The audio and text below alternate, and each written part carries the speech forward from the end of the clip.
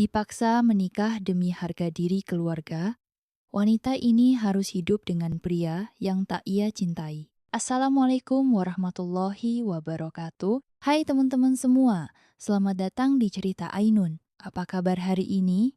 Semoga selalu sehat, dilimpahkan rezeki, dan diberi kebahagiaan yang tak terduga, ya.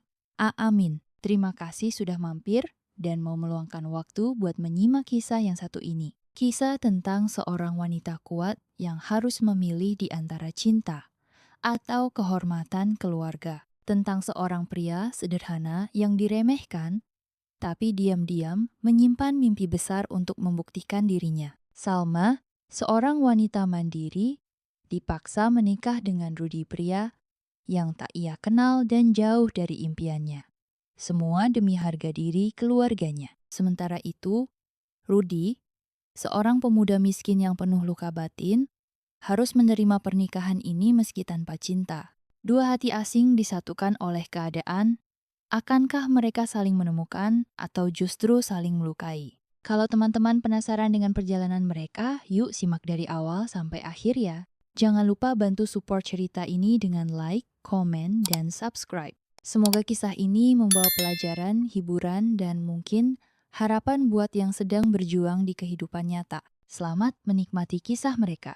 Hujan bulan Januari turun perlahan, mengetuk-ngetuk lembut atap jenteng rumah besar keluarga Wirawan. Aroma tanah basah bercampur dengan harum bunga Kamboja dari taman depan, namun keindahan itu tak mampu menenangkan hati siapapun yang berada di dalam rumah itu hari ini. Angin lembab menyusup lewat jendela yang sedikit terbuka, membawa hawa dingin yang tak hanya menyelimuti kulit, tetapi juga menusuk hingga ke dalam dada. Di ruang tamu yang luas, dengan langit-langit tinggi dan lampu gantung kristal yang berkilauan samar, Salma Wirawan duduk kaku di atas sofa kulit koklat tua. Tubuhnya tegap, namun kedua tangannya mengepal erat di atas pangkuannya, seolah ingin menahan diri agar tidak meledak saat itu juga.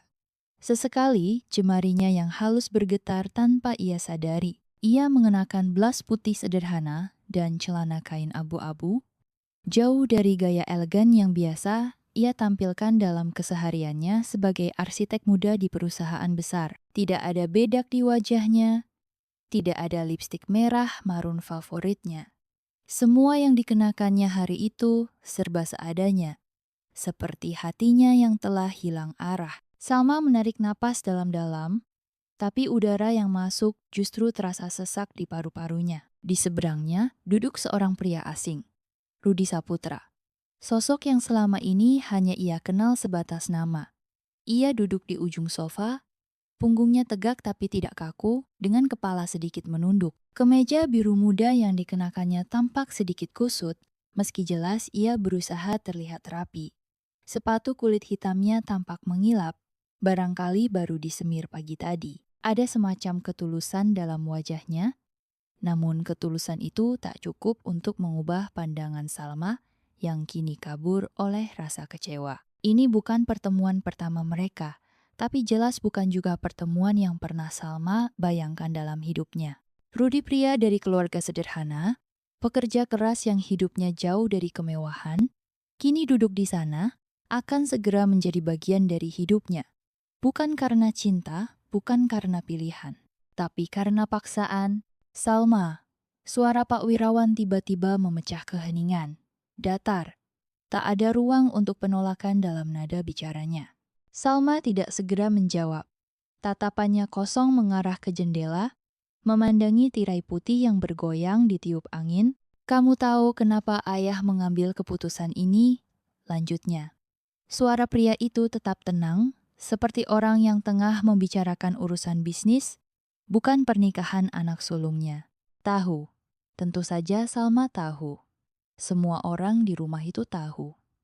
Aib yang selama ini ditutupi keluarga besar Wirawan nyaris terbongkar. Dan sebagai anak sulung, sebagai penerus yang selama ini dibanggakan, Salma dianggap satu-satunya orang yang bisa memperbaiki keadaan dengan mengorbankan dirinya sendiri. Ayah pikir ini adil?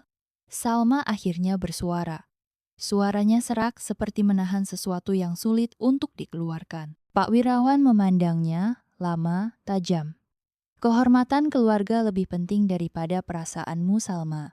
Kamu anak kami, kamu tanggung jawab kami. Salma mengatupkan rahangnya. Dadanya terasa sesak. Kehormatan kata itu lagi. Kata yang entah sudah berapa kali ia dengar sejak kecil, selalu diulang-ulang seperti doa, seperti mantra yang wajib dihafalkan semua anggota keluarga Wirawan. Rudi tetap diam.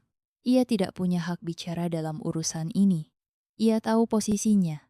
Ia pria yang dianggap tidak pantas, hanya sebuah pilihan darurat yang digunakan demi menutupi kesalahan seseorang di keluarga itu. Tapi ia juga tahu, di dunia seperti ini, ia tak bisa selalu memilih jalan yang ia mau. Salma melirik pria itu sekilas. Tidak ada kebencian yang terpancar dari wajah Rudi, meskipun ia yakin pria itu juga dipaksa menjalani semua ini. Ia mendengar Rudi orang baik, tapi bagi Salma, kebaikan tidak cukup untuk membangun sebuah rumah tangga. Tidak cukup untuk mengobati luka harga dirinya yang hancur. Aku nggak mau, katanya tiba-tiba. Suaranya sedikit bergetar, tapi matanya menatap lurus ke arah ayahnya. Pak Wirawan menghela napas panjang, lalu berdiri dari kursinya. Pria itu berjalan pelan mendekati jendela, membelakangi mereka semua. Kamu pikir kamu punya pilihan? Tanyanya pelan. Tapi justru karena itulah pertanyaan itu terasa semakin menyesakan. Bu Retno, ibunya, akhirnya bicara. Suaranya lembut, tapi matanya berkaca-kaca. Salmanak, kami nggak mau kamu terluka, tapi keluarga kita. Kita semua ada dalam masalah besar. Hanya ini caranya. Salma menggeleng perlahan. Ia ingin bertanya kenapa ia yang selalu harus mengalah. Kenapa ia yang selalu jadi tumbal. Namun ia tahu tidak ada gunanya bertanya. Di rumah ini, keputusan sudah dibuat. Ia hanya bisa memilih, menurut, atau kehilangan segalanya. Rudi mengangkat kepalanya.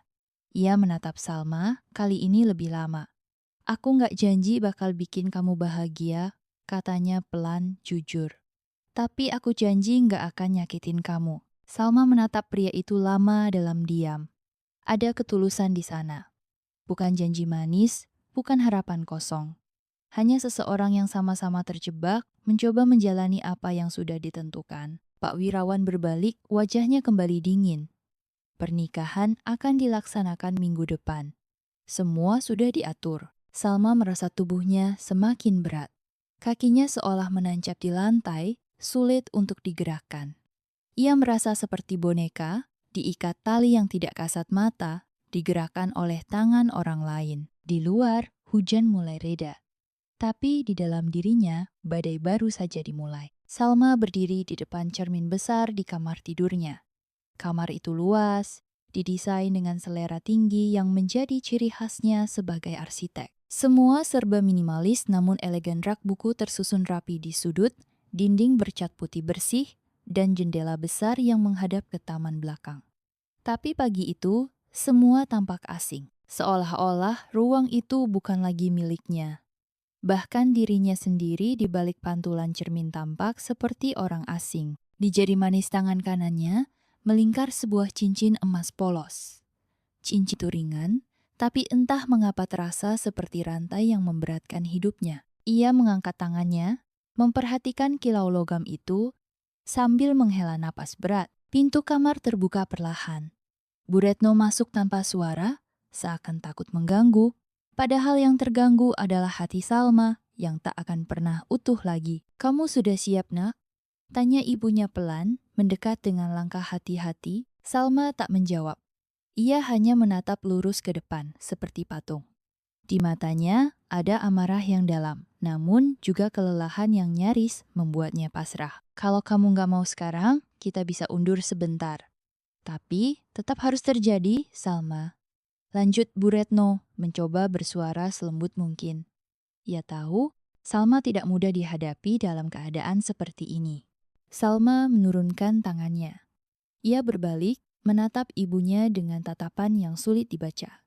Kenapa harus aku? Tanyanya, suara itu serak namun mengandung bara yang membakar. Bu Retno menghela napas. Karena cuma kamu yang bisa. Cuma aku yang bisa apa, Bu? Suara Salma meninggi, meski tubuhnya tetap diam di tempat. Cuma aku yang bisa jadi alat tukar? Cuma aku yang harus bayar lunas semua kesalahan keluarga ini?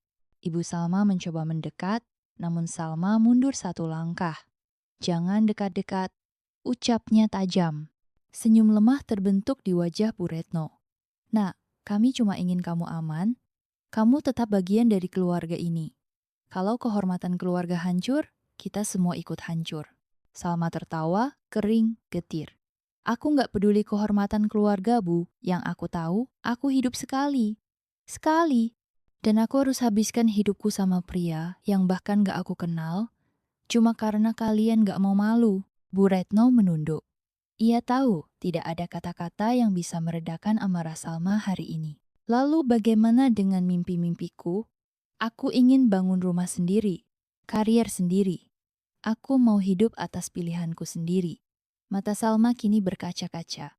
Ia mengusap air matanya dengan kasar, enggan terlihat rapuh. Sekarang semuanya hancur. Suara ketukan di pintu memecah ketegangan mereka. Seorang pembantu masuk setelah mendapat izin. Bu, Pak Wirawan menunggu di ruang kerja. Bu Retno menoleh cepat. Baik Mbak Wati, bilang sebentar lagi kami turun. Pembantu itu mengangguk, lalu pergi dengan cepat, meninggalkan keheningan yang menyesakkan. Ayahmu mau bicara, ujar Bu Retno pelan. Salma menghela napas berat. Ia tahu setiap percakapan dengan ayahnya selalu berujung pada satu hal. Keputusan. Tidak ada ruang tawar. Menawar, tidak ada kompromi. Ia berjalan keluar kamar tanpa berkata apa-apa lagi. Ruang kerja Pak Wirawan adalah ruangan paling dingin di rumah itu. Bukan karena suhu AC yang lebih rendah dari ruangan lain, tetapi karena aura dari pria pemilik ruangan itu yang membuat siapapun yang masuk merasa kecil. Pak Wirawan duduk di balik meja kayu jati besar. Jemarinya sibuk membolak-balik berkas di depannya. Seolah-olah urusan pernikahan putrinya hanyalah satu dari sekian banyak transaksi bisnis yang harus ia selesaikan. Salma berdiri tegak di hadapannya, matanya kosong. Kamu sudah pikirkan baik-baik? Tanya Pak Wirawan tanpa menatap langsung. Ayah sudah tahu jawabannya. Balas Salma datar. Pak Wirawan mendongak menatap Salma lama. Kalau kamu menolak, ayah akan bekukan semua aset atas namamu. Akta saham yang kamu pegang, semua akan dialihkan ke adikmu. Salma mencengkeram sisi rok yang dikenakannya. Kalau itu harga kebebasan, silakan. Pak Wirawan mengangguk pelan. Ayah tahu kamu keras kepala. Makanya, ayah juga siapkan satu opsi lagi. Salma menahan napas, firasat buruk menghantui. Kalau kamu keluar dari keluarga ini, lanjut Pak Wirawan, suaranya tetap tenang, ayah pastikan semua kontrak kerja sama perusahaan tempat kamu bekerja dibatalkan. Ayah tidak akan segan menekan siapapun yang memberi kamu kesempatan. Salma membeku di tempat. Tubuhnya panas, wajahnya bergetar menahan emosi. Jangan bawa-bawa pekerjaanku, desis Salma. Pak Wirawan kembali membolak-balik berkas. Kamu pikir karier kamu tumbuh sendiri? Tanpa nama keluarga kita, kamu bukan siapa-siapa. Itu tamparan telak. Salma tahu ayahnya benar, dan itu yang membuatnya semakin membenci situasi ini. Sejak dulu, semua yang ia miliki pendidikan, koneksi, peluang bersumber dari nama besar keluarga Wirawan. Dan kini, nama itu seperti jerat yang mengekangnya. Kamu akan menikah minggu depan, ulang Pak Wirawan. Kalau tidak, ayah pastikan kamu kehilangan semuanya. Salma tidak menjawab. Ia berbalik, melangkah keluar ruangan itu tanpa sepatah kata pun. 3 hari kemudian, Salma berdiri di depan altar sederhana di ruang keluarga yang telah diubah menjadi ruang akad. Rudi berdiri di sebelahnya, mengenakan batik coklat tua, wajahnya tenang meski jelas terlihat canggung. Penghulu membaca ijab kabul dengan hikmat. Suasana di ruangan itu sunyi, hanya terdengar suara gemerisik kain dan helaan napas orang-orang yang hadir. Ketika tiba saatnya Rudi mengucapkan ijab kabul, suaranya terdengar mantap. Saya terima nikahnya Salma binti Wirawan dengan mas kawin seperangkat alat salat dibayar tunai. Salma menunduk, matanya terpejam rapat. Ia merasa seperti sedang dikubur hidup-hidup, Perlahan namun pasti, setelah selesai, cincin itu disodorkan kepadanya. Sebuah cincin sederhana yang Rudy beli sendiri, hasil menabung diam-diam beberapa minggu terakhir. Tangannya gemetar saat Rudy menyentuh jari manis kirinya, memasangkan cincin itu dengan hati-hati. Cincin ini bukan untuk mengikat kamu, Salma, bisik Rudy lirih. Ini cuma tanda aku akan jaga janji aku. Salma tidak menjawab. Ia tidak mau menangis di depan semua orang. Ia hanya menggenggam ujung kebayanya erat-erat, berharap rasa sakit di dadanya segera reda. Di balik semua itu, hanya satu hal yang ia tahu pasti. Hidupnya tidak akan pernah sama lagi, dan cincin yang melingkar di jarinya kini menjadi tanda bahwa ia telah terjerat. Bukan oleh cinta, tapi oleh takdir yang dipaksakan. Hari itu langit mendung, seolah-olah semesta ikut mengerti bahwa tak ada kebahagiaan di rumah megah keluarga Wirawan. Hanya formalitas, janji yang diucapkan tanpa hati, dan dua orang yang berdiri berdampingan tanpa sedikit pun rasa saling memiliki. Para tamu berdatangan dengan pakaian terbaik mereka, menebar senyum palsu, membisikkan ucapan selamat yang terdengar kosong di telinga Salma. Hiasan bunga melati tergantung di pelaminan kayu berukir, harum dupa membumbung di udara, dan musik gamelan mengalun pelan. Namun semua itu terasa seperti latar sebuah drama yang skenarionya sudah ditulis tanpa meminta persetujuan sang pemeran utama. Salma duduk di kursi pelaminan, di samping Rudy yang tampak kikuk dengan jas sederhana yang ia kenakan. Jas itu bukan miliknya sendiri, pinjaman dari sepupu jauhnya, sedikit kebesaran di bagian bahu. Ia berusaha terlihat tenang, tapi kedua tangannya yang berkeringat di atas paha mengkhianati perasaannya. Salma diam. Ia tak menoleh sedikit pun ke arah pria di sebelahnya. Wajahnya tetap datar, hanya tersenyum tipis ketika fotografer meminta mereka berpose. Matanya kosong, bahkan ketika flash kamera berkedip, ia merasa seolah hanya bayangannya yang tertangkap, bukan dirinya. "Selamat, Salma," bisik seorang tamu, sahabat lamanya, saat menyalaminya di pelaminan. "Semoga bahagia." Salma menoleh perlahan, senyum tipis yang dipaksakan terulas di bibirnya. "Terima kasih," jawabnya singkat. Ia bisa merasakan tatapan iba dari mata sahabatnya itu, yang buru-buru mengalihkan pandangan sebelum suasana semakin canggung. Rudy merapatkan duduknya sedikit. "Kamu capek?" tanyanya pelan, mencoba bersikap sopan. Salma tetap menatap ke depan, tak menjawab. Bukannya ia tak mendengar, tapi entah mengapa menjawab pertanyaan itu terasa melelahkan. Bahkan berusaha berbicara dengannya pun terasa berat. Rudy mengangguk pelan, paham dengan diamnya Salma. Ia tahu dirinya tak diinginkan di sini. Tapi ia juga tak punya pilihan selain menerima peran ini. Ia bukan pria yang pintar berkata-kata, apalagi menghibur perempuan yang jelas-jelas membencinya. Yang bisa ia lakukan hanyalah duduk diam, menunggu acara itu selesai. Malam harinya, setelah tamu-tamu pulang, rumah besar itu kembali sunyi. Salma berdiri di balkon kamar, memandangi lampu-lampu taman yang berkedip redup. Di tangannya, segelas air putih yang sudah lama tak diminumnya. Pikirannya melayang entah kemana, hatinya kosong. Pintu kamar terbuka perlahan. Rudy masuk membawa sebuah tas kecil yang tampaknya berisi barang pribadinya. Ia meletakkan tas itu di sudut ruangan tanpa suara, lalu berdiri canggung di tengah kamar. Salma menoleh sekilas, lalu kembali menatap keluar. "Kamar tamu ada di sebelah. Kalau kamu mau tidur di sana, silakan," katanya datar. Rudy terdiam sejenak lalu mengangguk. "Baik." Ia berbalik, hendak keluar, namun langkahnya terhenti di depan pintu. "Salma." Panggilnya pelan. Salma menoleh, alisnya terangkat sedikit. "Aku tahu, ini bukan yang kamu mau," katanya. Suaranya serak namun jujur. "Aku juga nggak nyangka semua akan seperti ini. Tapi, aku janji nggak akan ganggu hidup kamu." Salma menatapnya lama. Matanya tetap dingin. "Aku nggak butuh janji itu. Yang aku mau, kita jalani ini sesuai kesepakatan. Kamu di hidupmu, aku di hidupku. Jangan lebih."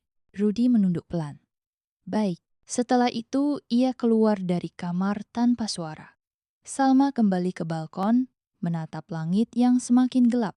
Tak ada bintang malam itu, hanya awan tebal yang menggantung, seperti beban yang terus menekan dadanya. Keesokan paginya, Salma sudah bersiap-siap untuk berangkat ke kantor. Ia mengenakan setelan kerja warna krem dengan potongan rapi, rambutnya disanggul sederhana. Ketika ia turun ke ruang makan, Rudy sudah ada di sana, duduk sambil menyesap kopi hitam dari cangkir kecil. Mereka bertukar pandang sejenak, tapi tidak ada kata yang keluar. Selamat pagi, sapa Rudy akhirnya, suaranya pelan. Salma hanya mengangguk tipis. Ia mengambil roti panggang dari atas meja, menggigitnya sekali, lalu berdiri lagi sambil meraih tas kerja. Aku pergi dulu, katanya singkat. Aku antar, ujar Rudy spontan. Salma berhenti sejenak lalu menatapnya. Gak usah, aku bisa antar. Toh, kamu istriku sekarang, ucap Rudy. Berusaha tetap tenang. Salma mendengus. Secara hukum mungkin iya, tapi kamu bukan sopirku. Tanpa menunggu jawaban, ia melangkah keluar rumah, meninggalkan Rudy yang hanya bisa menghela napas pelan. Hari-hari berikutnya berjalan seperti itu. Mereka tinggal serumah, tapi seperti dua orang asing yang kebetulan berbagi atap. Salma pulang malam, lebih sering mengurung diri di ruang kerjanya atau pergi ke luar kota untuk proyek. Rudy tetap menjalani pekerjaannya sebagai montir bengkel, bangun pagi, pulang sore, sesekali membersihkan halaman belakang. Namun meski mereka saling menjauh, ada saat-saat hening di malam hari ketika Salma diam-diam mendengar suara Rudy mengetik di ruang tamu, atau ketika Rudy melihat lampu ruang kerja Salma yang masih menyala hingga larut. Mereka tahu keberadaan masing-masing, tapi memilih tetap menjaga jarak. Rudy tidak pernah mencoba mendekat lebih dari yang diperbolehkan.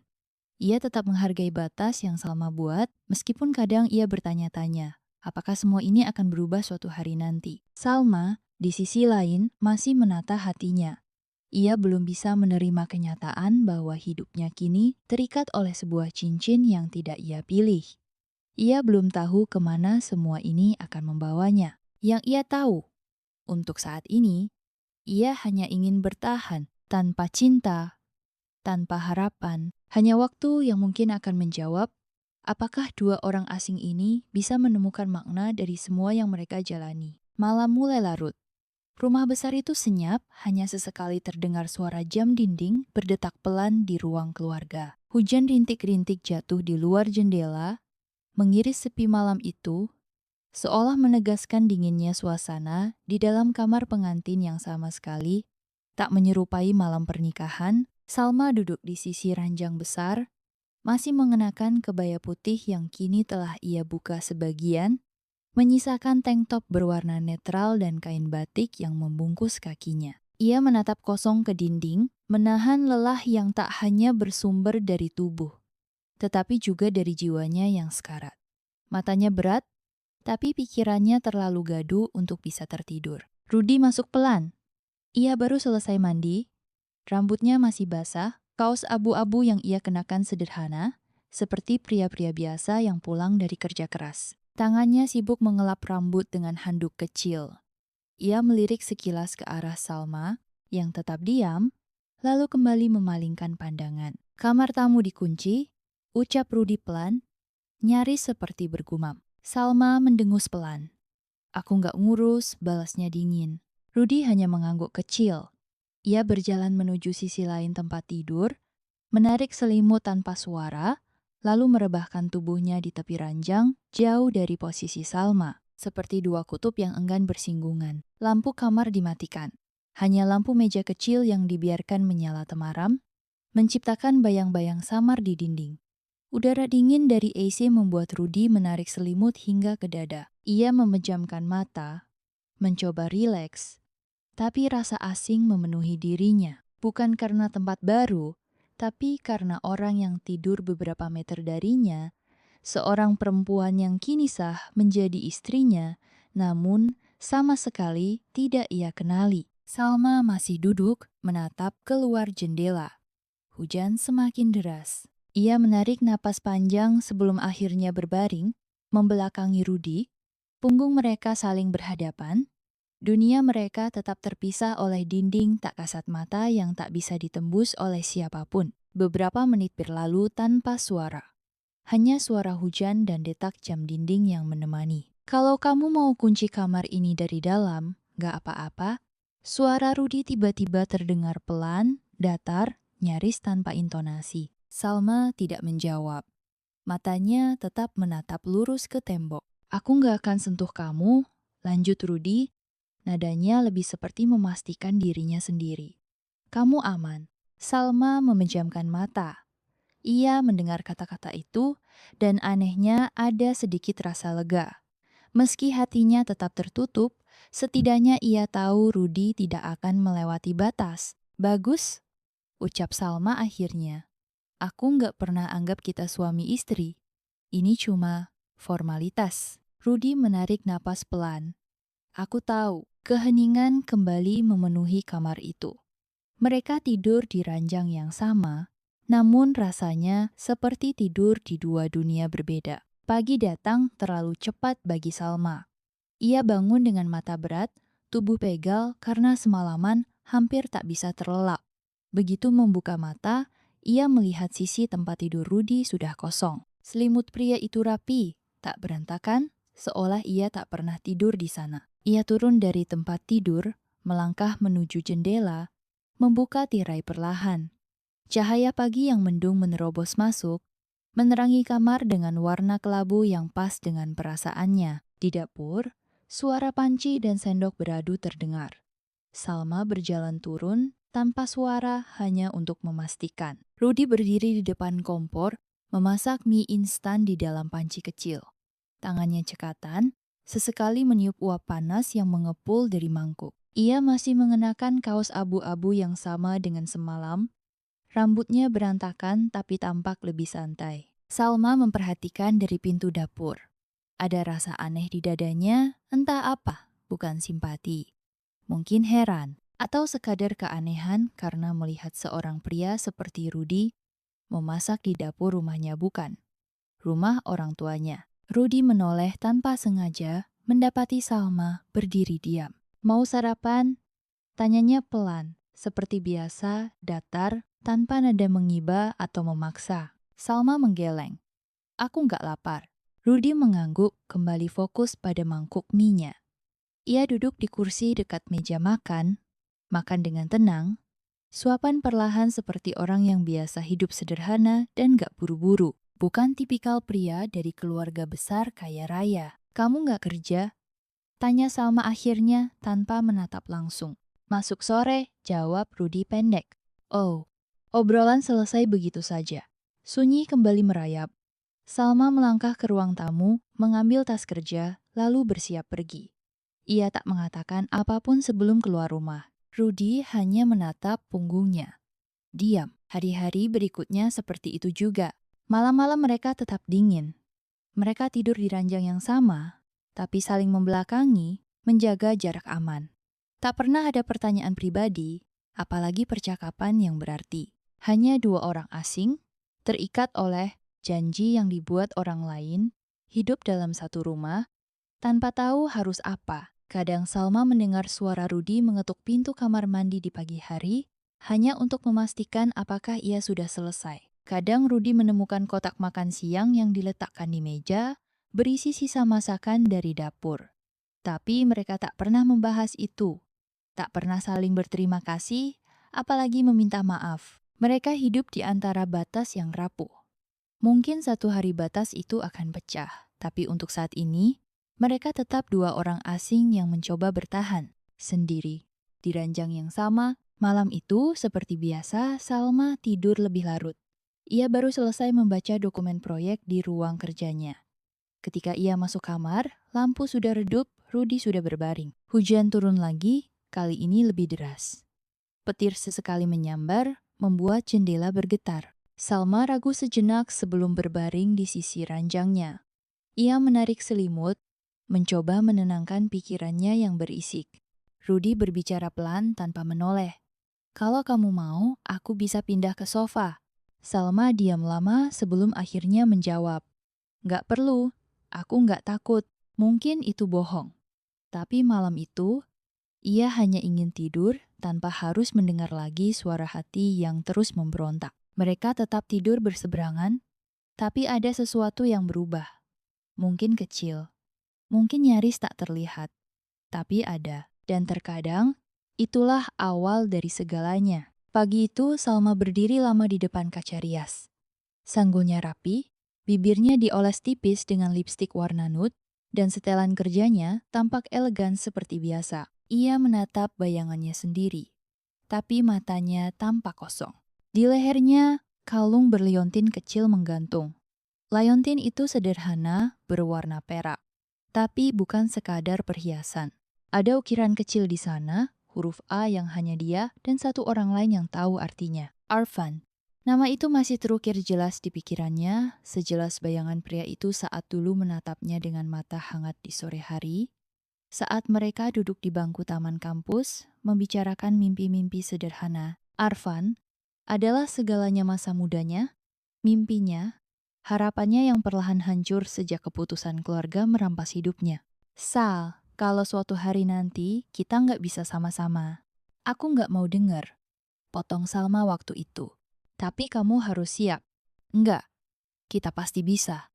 Ternyata dia salah. Di ruang makan, Rudy sudah duduk seperti biasa, menyesap kopi hitam buatannya sendiri. Ia melirik sebentar saat Salma turun tangga, lalu kembali fokus pada koran yang terbuka di depannya. Mau sarapan? Tanyanya datar, seperti rutinitas yang sudah ia hafal. Enggak, jawab Salma pendek.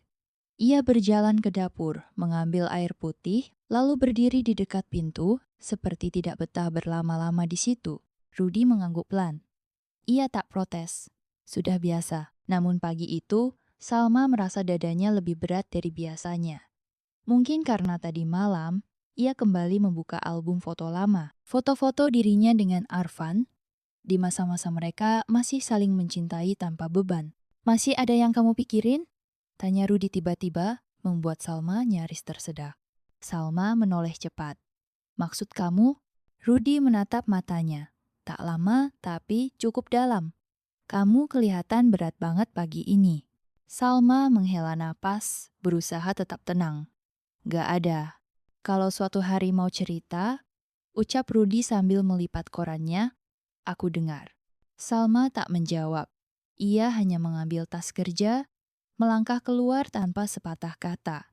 Tapi di dalam hatinya, ada sesuatu yang mengganggu. Bukan karena tawaran Rudy, tapi karena ia sadar pria itu tidak seburuk yang ia pikirkan. Di kantor, Salma tenggelam dalam tumpukan kerjaan.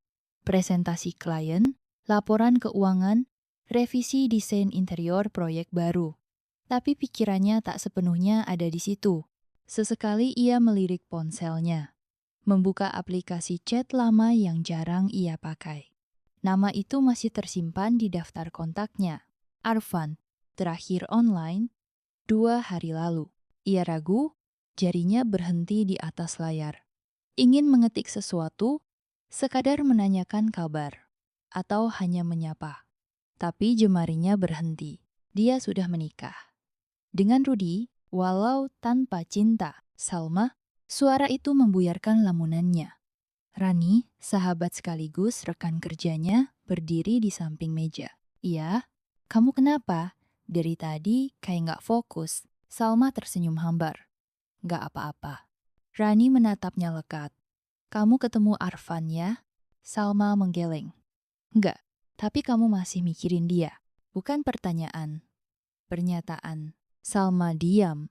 Ia tahu Rani selalu bisa membaca pikirannya. Aku cuma ngerasa nggak adil. Gumamnya akhirnya. Harusnya aku yang milih siapa yang nemenin aku, bukan mereka. Rani mendesah, duduk di sisi meja.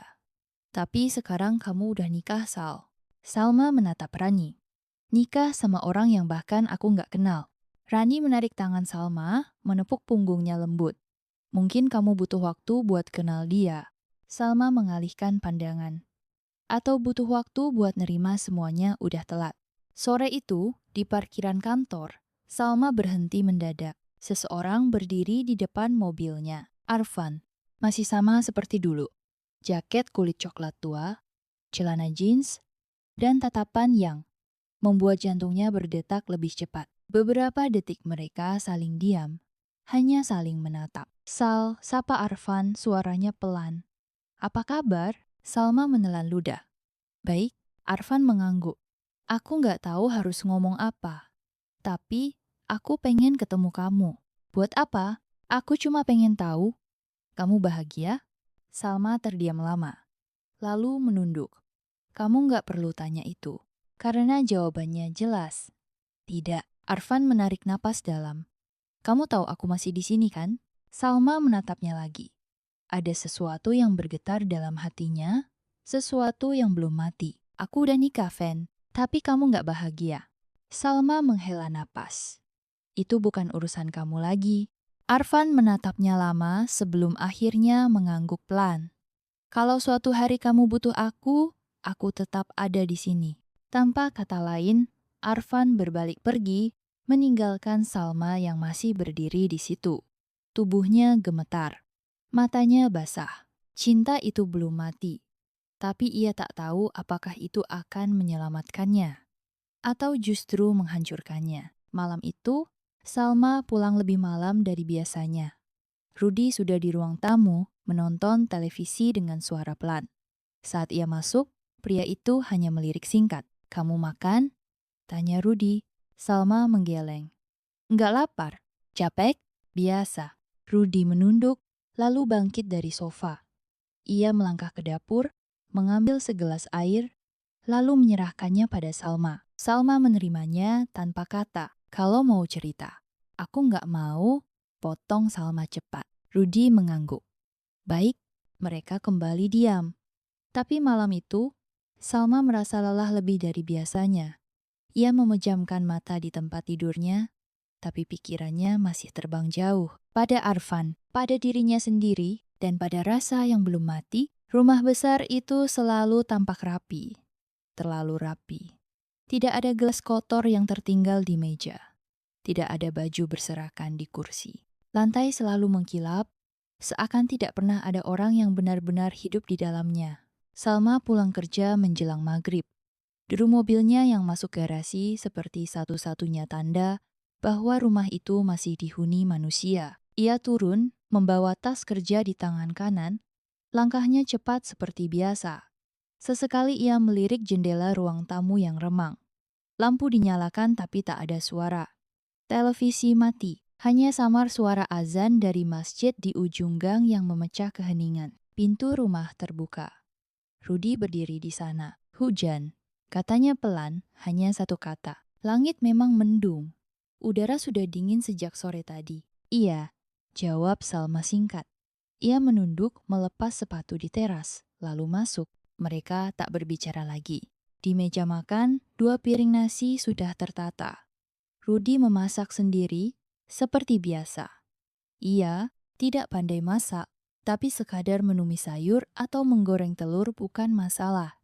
Salma tahu, tapi tetap saja selalu ada rasa asing setiap kali melihat pria itu di dapur. Ia merasa seperti tamu di rumah orang lain. Makan, ucap Rudi. Salma duduk. Mengambil sendok mulai makan perlahan. Mereka makan berdua dalam diam. Hanya suara sendok beradu dengan piring yang terdengar. Kadang terdengar suara angin menerpa jendela. Besok kamu libur? Tanya Rudi memecah sunyi. Salma mengangguk. Iya.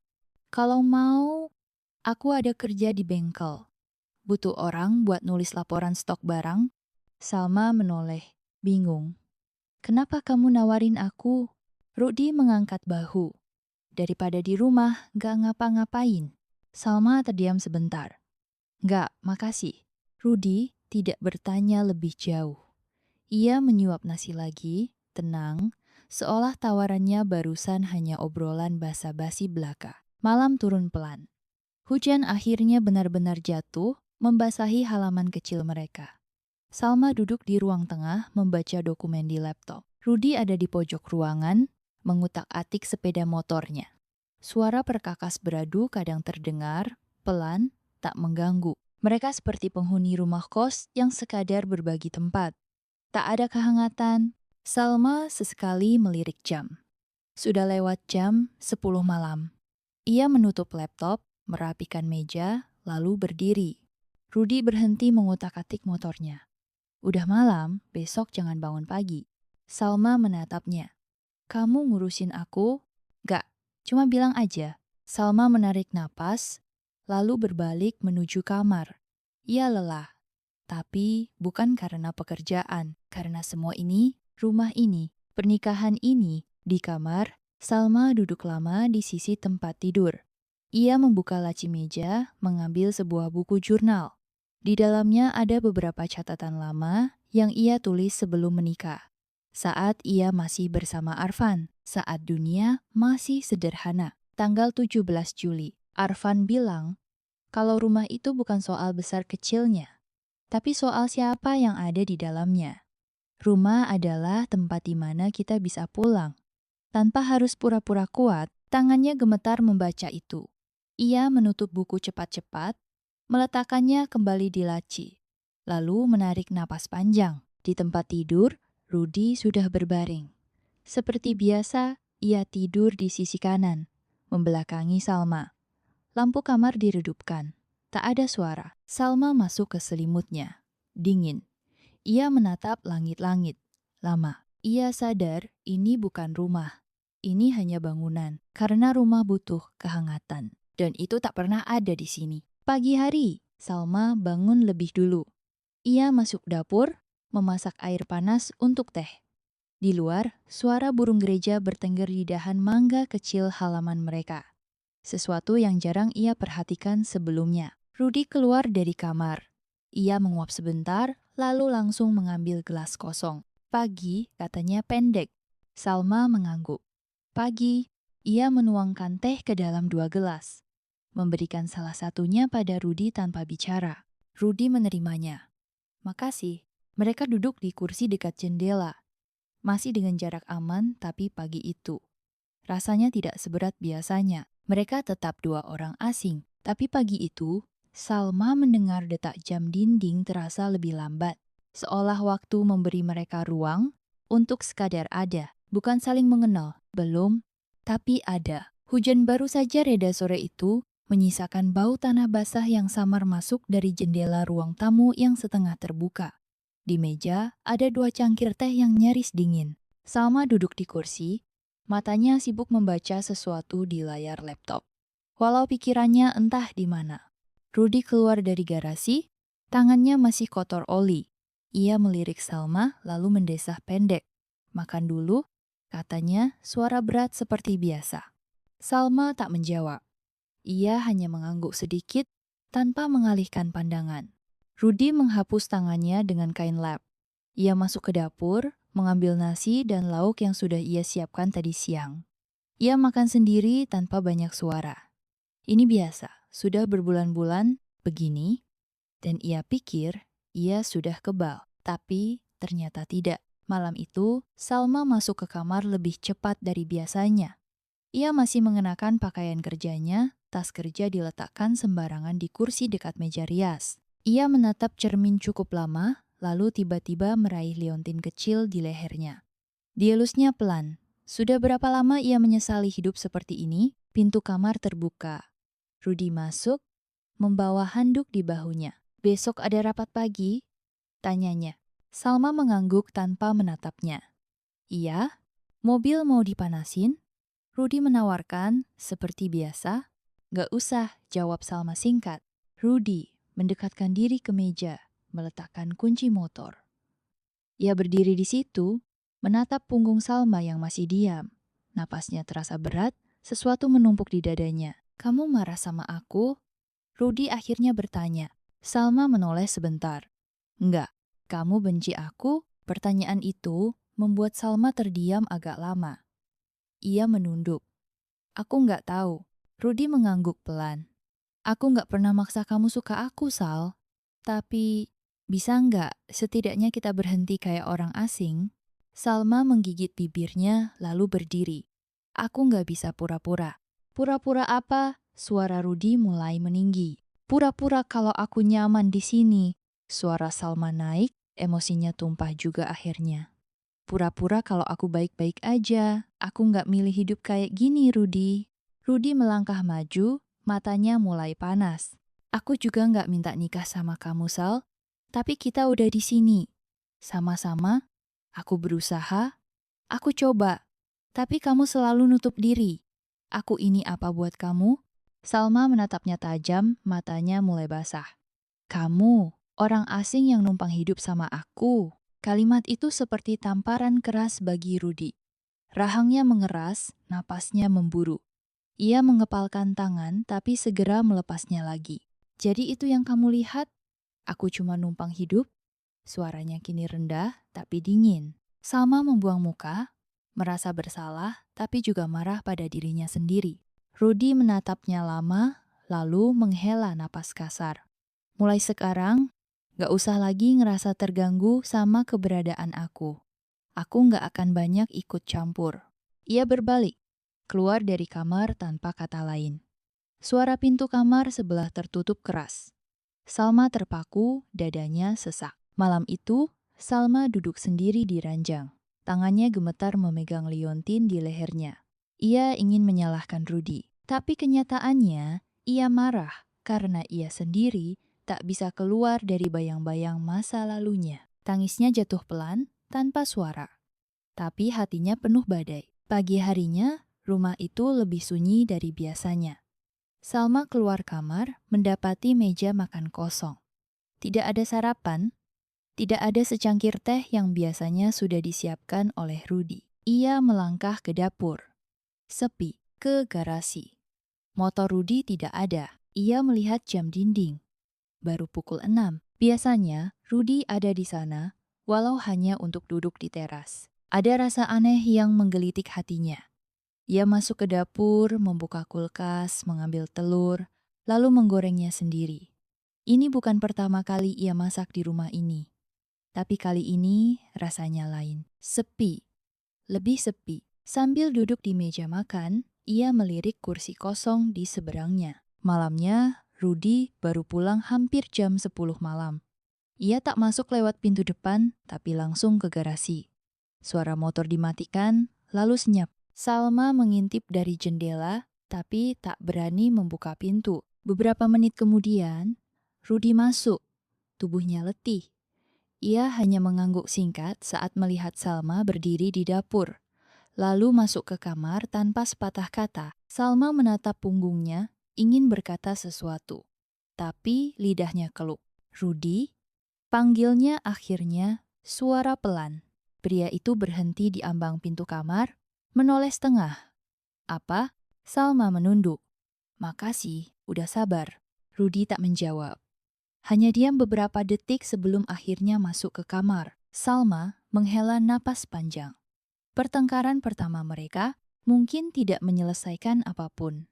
Tapi ada sesuatu yang berubah, entah itu retak atau jalan untuk saling memahami. Hari Minggu itu, Salma bangun lebih siang dari biasanya. Rumah masih sunyi. Jendela-jendela dibiarkan terbuka, membiarkan angin pagi masuk membawa bau rumput basah dari halaman. Ia berjalan pelan ke dapur, mendapati ada 2 gelas kopi di atas meja. Satu masih penuh, yang lain setengah habis. Ia menyentuh cangkir itu, masih hangat. Berarti Rudi belum lama di sana. Udah bangun? Suara itu datang dari teras. Salma menoleh, mendapati Rudi sedang duduk di kursi kayu, rokok di tangan kirinya. Ia jarang merokok kecuali kalau pikirannya penuh. Salma memperhatikan sekilas, lalu mengambil jaket tipis dan menyusul keluar. Mereka duduk bersebelahan, walau tetap ada jarak aman di antara mereka. Beberapa menit berlalu tanpa suara, sampai akhirnya Salma berkata pelan, "Maaf soal kemarin." Rudi mendongak, menatap awan-awan tipis di langit. "Gak apa-apa. Kamu gak marah?" "Enggak, capek aja."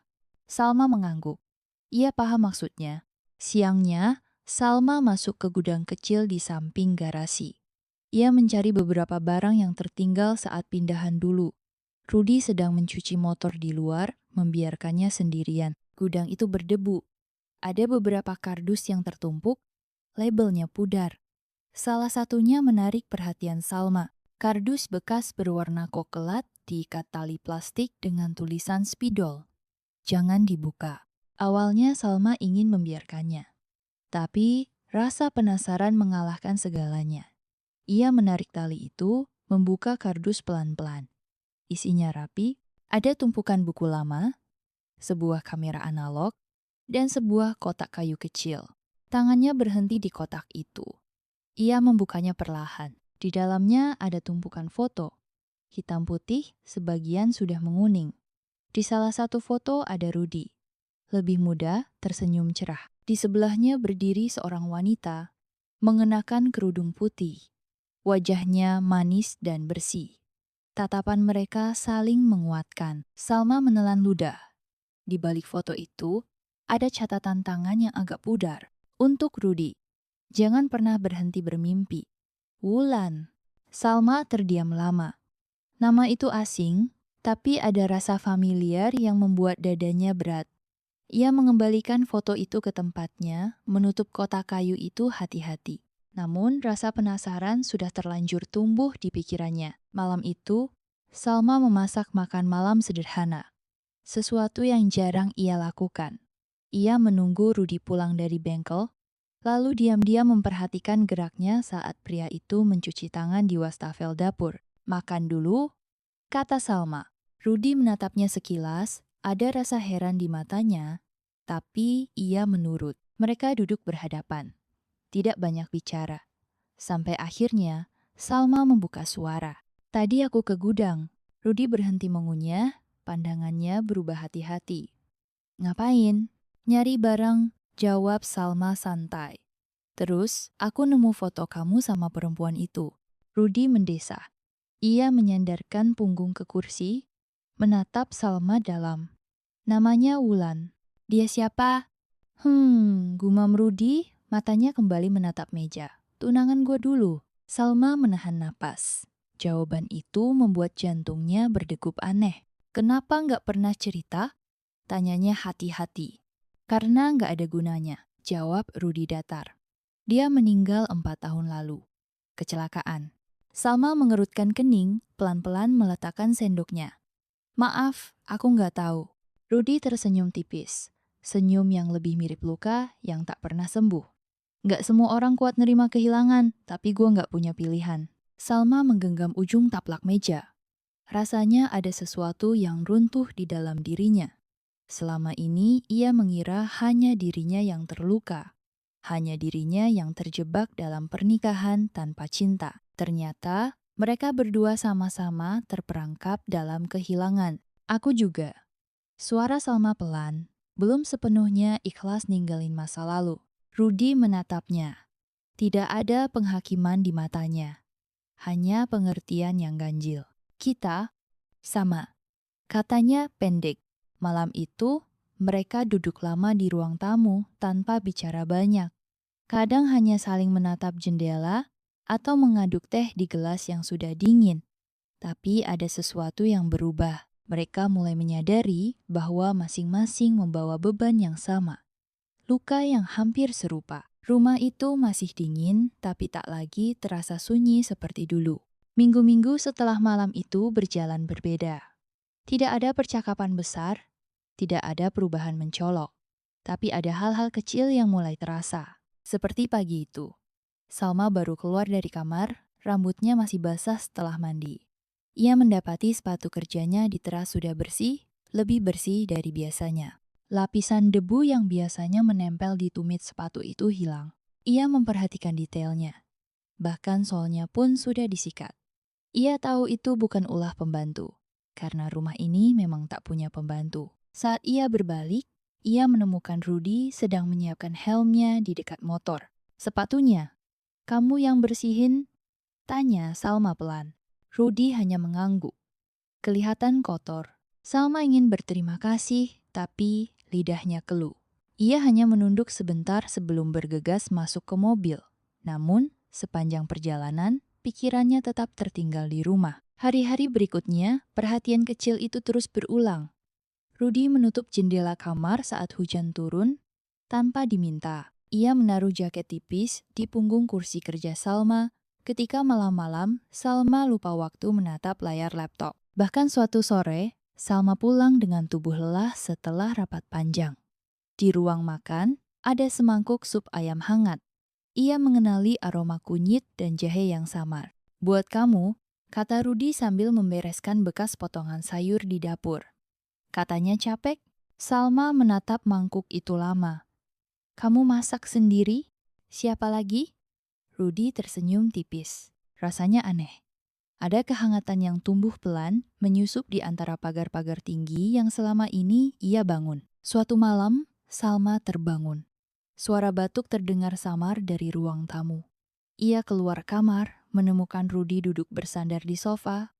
Wajahnya pucat, keringat membasahi pelipis. "Kamu kenapa?" tanya Salma panik. Rudi mengangkat tangan menyuruhnya tenang. "Nggak apa-apa, cuma meriang." Salma mendekat, menyentuh dahi Rudi. Panas. Tangannya refleks menarik. "Ini demam tinggi, kenapa nggak bilang?" Rudi hanya mengangkat bahu. "Udah biasa." Salma tidak tinggal diam. Ia mengambil kompres, menyiapkan air hangat, lalu membuatkan teh. Selama beberapa jam berikutnya, ia duduk di sisi sofa, memastikan Rudi tidur dengan nyaman. Malam itu, untuk pertama kalinya Salma memperhatikan wajah Rudi dengan seksama. Ada gurat lelah yang selama ini tersembunyi. Ada luka-luka yang tidak pernah ia tahu. Ia menyentuh tangan Rudi pelan. Hangat. Tapi kali ini bukan karena demam semata. Salma menarik napas dalam-dalam, menunduk.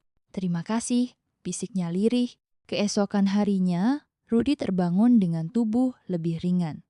Ia menemukan semangkuk bubur di meja dan catatan kecil di sampingnya. "Makan dulu." "Salma." Ia tersenyum tanpa sadar. Waktu berlalu. Ada malam-malam di mana mereka masih asing, tapi ada juga pagi-pagi di mana mereka menyapa tanpa canggung. Salma mulai menyadari ketulusan Rudi bukan karena kewajiban. Ia melakukannya tanpa banyak kata. Seperti saat hujan deras dan Rudi mengantarnya sampai ke depan kantor hanya supaya sepatu haknya tak basah. Atau saat Salma lupa membawa jas, Rudi datang ke gedung kantornya hanya untuk menyerahkan jaket kulit koklat yang sering dipakainya sendiri. Suatu sore, Salma duduk di ruang tamu, membaca buku. Rudi masuk, duduk di kursi sebelah, membuka koran tua. "Kamu selalu gitu?" tanya Salma tiba-tiba. Rudi melirik. "Gimana? Ngelakuin sesuatu buat orang lain tanpa berharap apa-apa?" Rudi menghela napas. "Gak semua orang bisa bilang apa yang dia mau. Kadang yang bisa kita lakuin cuma ngasih apa yang mereka butuh." Salma terdiam. Kata-kata itu menancap dalam. "Makasih, Rudi," katanya akhirnya, pelan. "Buat semuanya." Rudi menatapnya. Untuk pertama kalinya, mata mereka bertemu tanpa beban, tanpa benteng. Ia mengangguk pelan. "Sama-sama, Sal." Hari itu, Salma merasa ada sesuatu yang berubah dalam dirinya. Ia mulai memandang Rudi bukan sebagai pria yang dipaksakan dalam hidupnya, tapi seseorang yang sebenarnya layak diberi kesempatan. Namun, hatinya masih diliputi kebingungan. Ia tahu, ketika seseorang mulai peduli, ada resiko terluka kembali. Tapi mungkin, kali ini, ia ingin mencobanya. Hari itu hujan turun sejak pagi. Salma, yang biasanya mengendarai mobil sendiri, mendapati bannya kempes saat hendak berangkat kerja. Ia menghela napas panjang di teras, menatap roda yang nyaris rata. Sial. Rudi keluar dari garasi dengan motor tuanya hendak berangkat ke bengkel. Ia melirik mobil Salma, lalu mendekat tanpa banyak tanya. "Bannya bocor. Kelihatan?" gumam Salma, malas. "Kamu mau nebeng?" Salma tertegun. Sebenarnya ia bisa naik taksi online, tapi di tengah hujan deras seperti ini, entah kenapa kata-kata itu membuatnya ragu. "Mau?" ulang Rudi. Salma akhirnya mengangguk. Iya.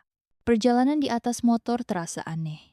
Rudi meminjamkan helm cadangannya, jaket kulitnya juga ia pakaikan di pundak Salma sebelum mereka berangkat.